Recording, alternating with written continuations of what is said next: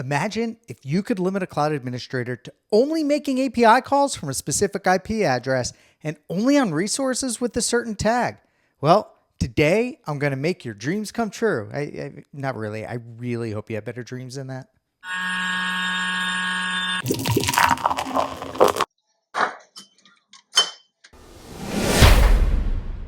It's hard for me to overstate just how important a deep understanding of IAM is if you're in security, operations, or even development.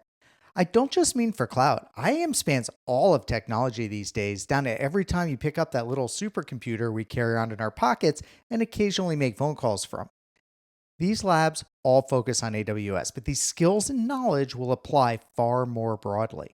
There's a reason we started by covering the concept of entities and identities way back in our earlier labs. So today I'm briefly going to introduce three new foundational terms, but then we're going to dive in and focus on the practical, specific AWS knowledge for the lab.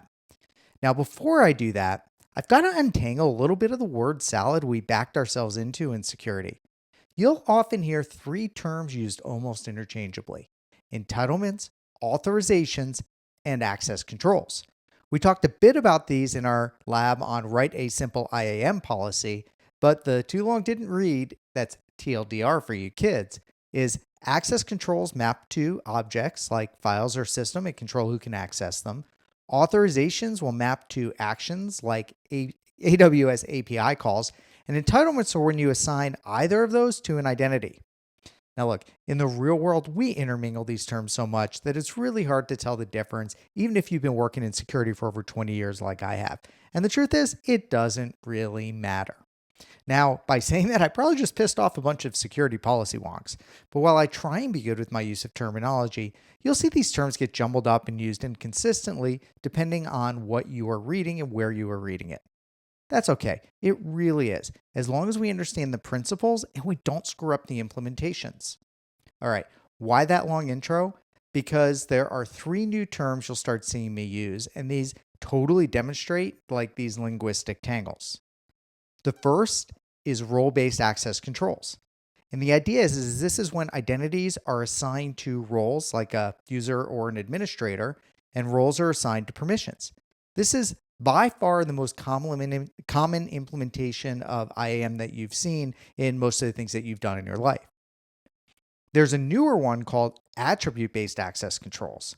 So this is where attributes of either the identity or the resource that the identity is connecting to are used to define what can be done. For example, user X can access any resource if that resource has tag Y, and that tag is what we call an attribute. Then these can combine together into policy-based access controls. So this is how we define these policies like we've been working with within AWS. The policies are then assigned to identities or resources and define what they can do. So think about it this way: policy-based access control, it's what we've been doing within AWS. But a non-policy-based version might be when you log into your computer and you set your user permissions, like if you're allowed to read a file or not. So look, you can write your RBAC and your ABAC into your PBAC, and don't blame me, I don't make these things up. And hey, I do not expect you to memorize or even fully internalize these concepts yet. This is just an intro. I want to get them in your head. I want to expose you to them. We're going to reinforce them over time in various labs. For today, I just want you to think about it this way. We are writing our identity, resource, or organization policies, and those fall in that category we call PBAC, the policy-based access controls. Even though, like I said, we're talking about authorizations lots of times. In some of those, we may refer to an AWS group or role, which is kind of a little bit of that role-based access control. And in other cases, we might refer to attributes, which is the attribute-based access controls. And that's what we're going to do today. So today we're going to learn a little bit about attributes and how to use them in something known as conditionals within AWS policies. And conditionals is absolutely one of my favorite things within AWS.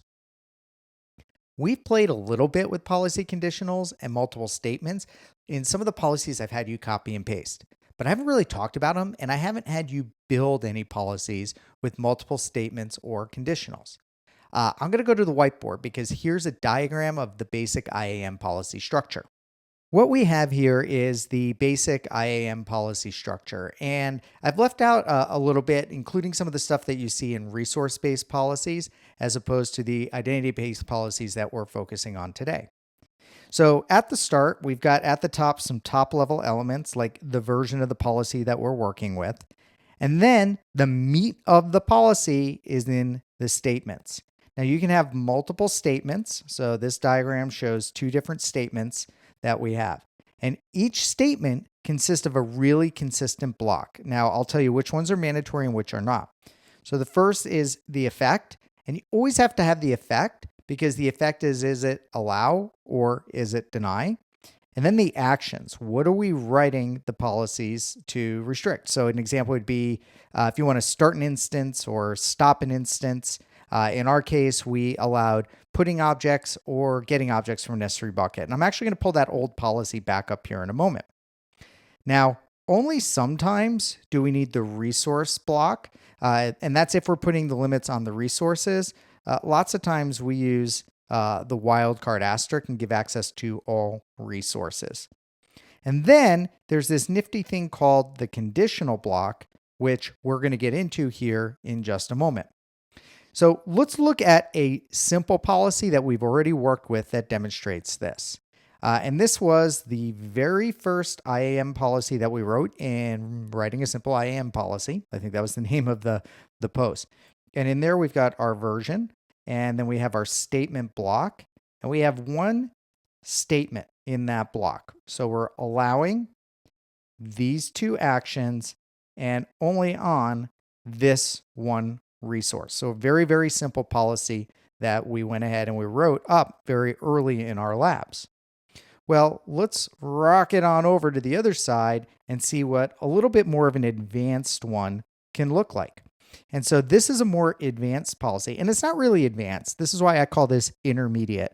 These are still pretty simple policies, but they're showing the basics of the concepts that we use for more advanced policies. And in this case, we have our version, so that top level pieces. And remember, we're going to break that off because that's just the same on all of the policies. And we've got two statements. Now I inserted this artificial line here, but we have statement 1 and statement 2.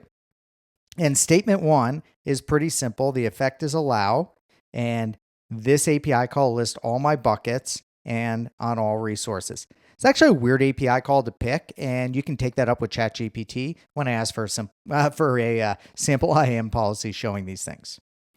The next one is a little more interesting because we have our effect, we have our action, and we have our resource, and then there's this conditional block.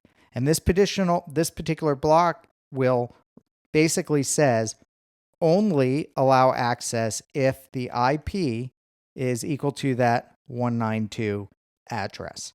And if we zoom out a little bit, let's see, I haven't tried to do this too much, and we line that up with our other policy, you can actually see the correlations between the two.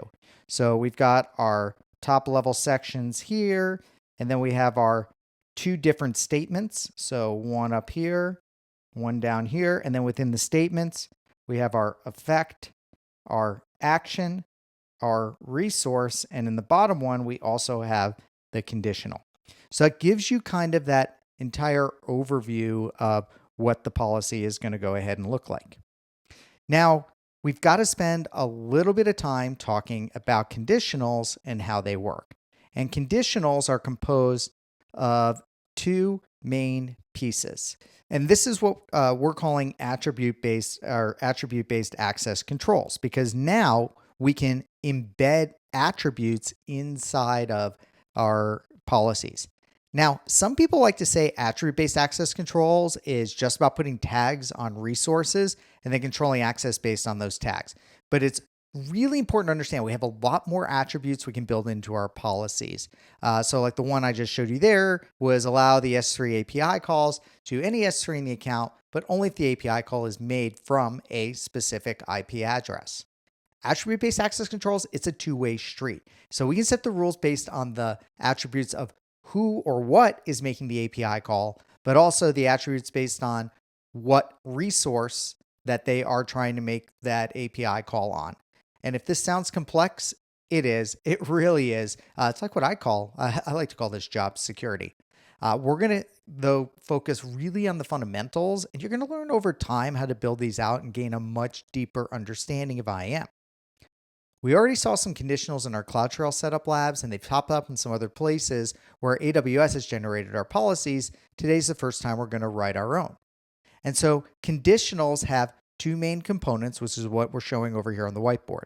The condition key component and then the condition operator. Now, condition keys, there's two families of condition keys. The ones I've got here are what's known as global. These are condition keys that will work almost everywhere. But the other ones are service level. So you could imagine that S3 or EC2 might have some of their own conditions that they want you to be able to make your conditional statements with. This table, we're not going to go over it. It's just there for your own reference. And if you read the blog post, I've got it linked in.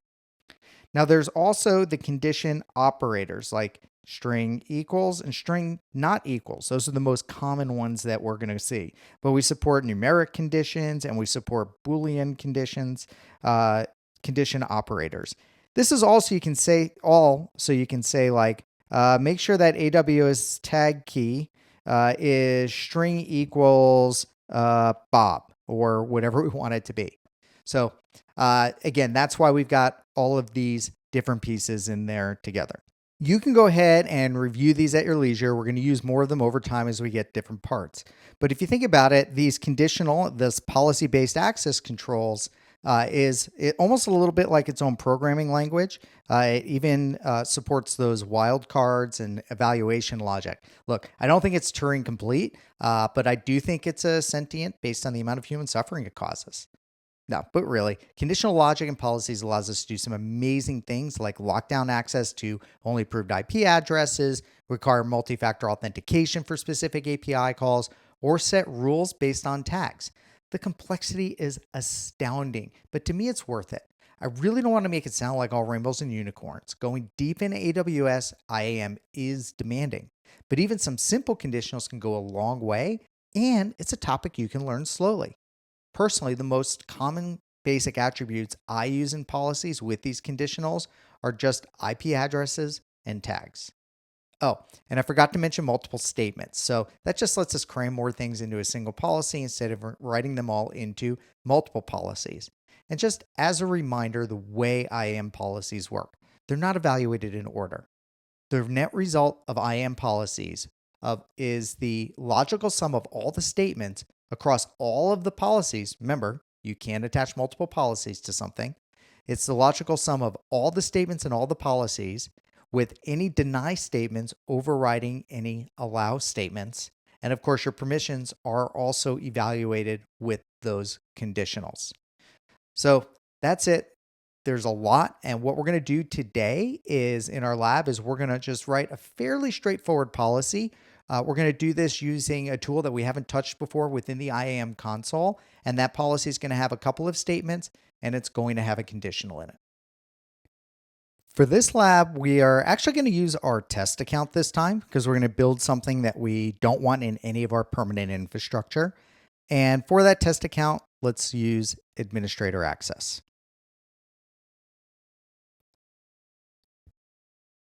Again, a really important reminder, we are doing it this way for demonstration purposes. We're going to build something that is not realistic. This is to show you how to use the skills. This isn't a case of where we're building something that we're going to use later. So just keep that in mind and it'll help this make sense.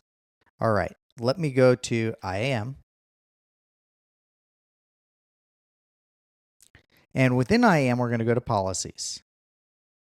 And we're going to create a policy. Now remember, the end result of this is going to be a customer managed policy. So it's still a managed policy. It's not an inline policy. So with the customer managed policy, we're going to use the policy editor. But instead of the visual editor, I want you to click this button here, and we're going to use the JSON editor. And it's going to make sense why as we go through. Largely because I want you to gain a better understanding of what the actual policy languages look like. The policy we're going to create today is all going to be in EC2. So we're not going to go spanning on services. So type in EC2 and then click EC2. And you'll notice it has all of the possible actions for EC2 listed here. It's a really long list. So the specific ones we want to do is we're going to start with starting an instance, stopping an instance, and let's just say describe anything in the EC2 service. Let's go to the filter actions and we'll go to start. And you can see here, it starts to pop up anything with start in it. And we're going to click start instances. You notice how as soon as I clicked that, it added it to the JSON of the policy, action EC2 start instances. And this is an allow policy. All right. So, whoops, got to click back on that block here. All right. And now we're still within EC2. So click it again if you need to. I was kind of zooming around. Let's go to stop. And stop instances right there. So that added it to that action as soon as we clicked it. And the last one, we're going to get a little tricky. So let's go describe. And there's all these describes. And you'll notice I can't just enter a wildcard. If I enter the wildcard here, it just shows no matches. Well, here's the little cheat for this. I know that's what I want. I'm going to click describe addresses. Then I'm going to come over to this side. And I'm going to delete that out and put that asterisk in. Boom. Describe. So you'll notice I'm not getting error messages. If I put something in there that didn't make sense, that caused that error because I added those random characters. And I'm going to back it out and that error disappears. It's kind of nice. We used to be a lot harder to write these things. I'll leave it at that. Okay, so those are the allow actions that we want. But we haven't defined our resources yet. So we're going to add resources. And in this case, we're going to pick all resources. I could specify a specific one. I could even just type that. It would show the Amazon resource name there. But in our case, we want it on all resources. This is a fully complete statement.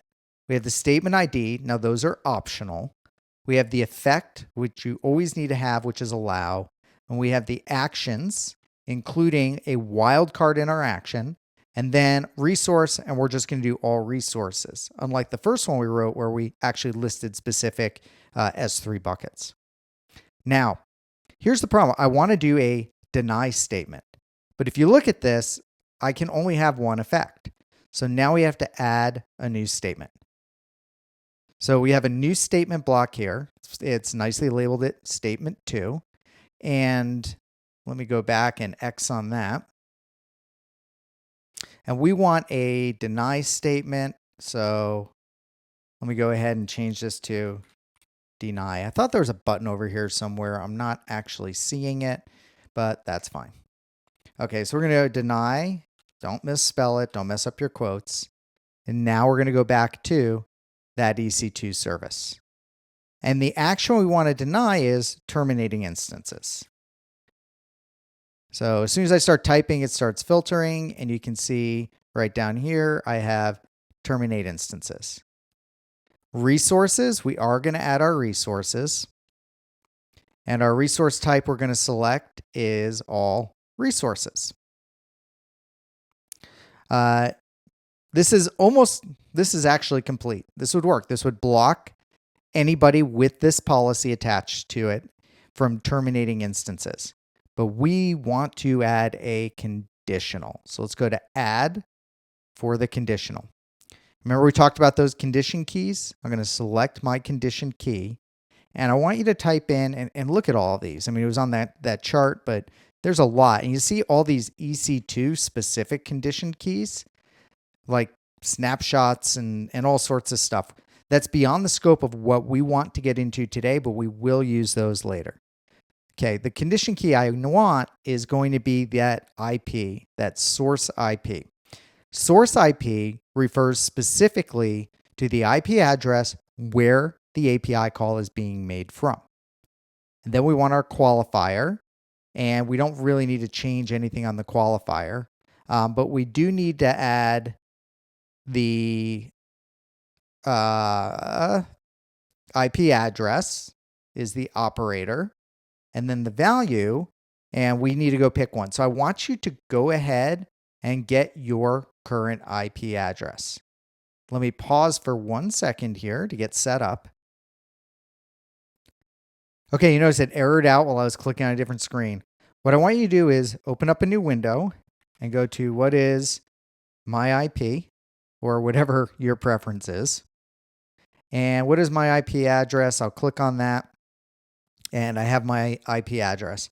I'm actually on a VPN. This is not my home IP address. That's the one thing I try not to have into too many of these videos. Okay, so I've got that IP address there. No, it's not a VPN I own. It's a service I subscribe to. Have fun hacking that. And I'll paste in that IP address.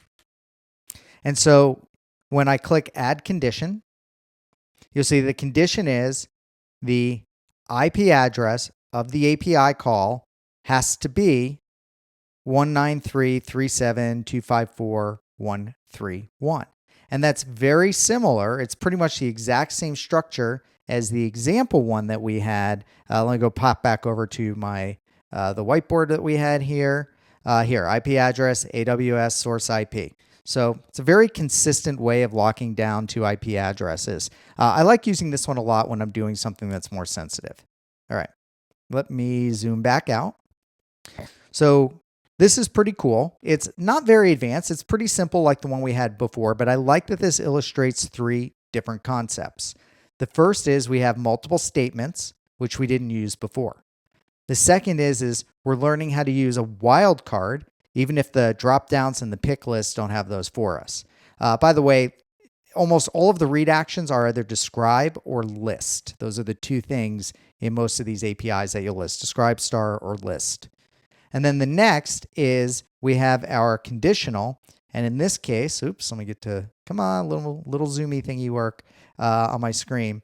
For our conditional is that source IP address. And we use that for your current IP address. All right, so that's enough. Let's click next. And no red errors or anything else. The policy name we're going to use here is delete me, please, now.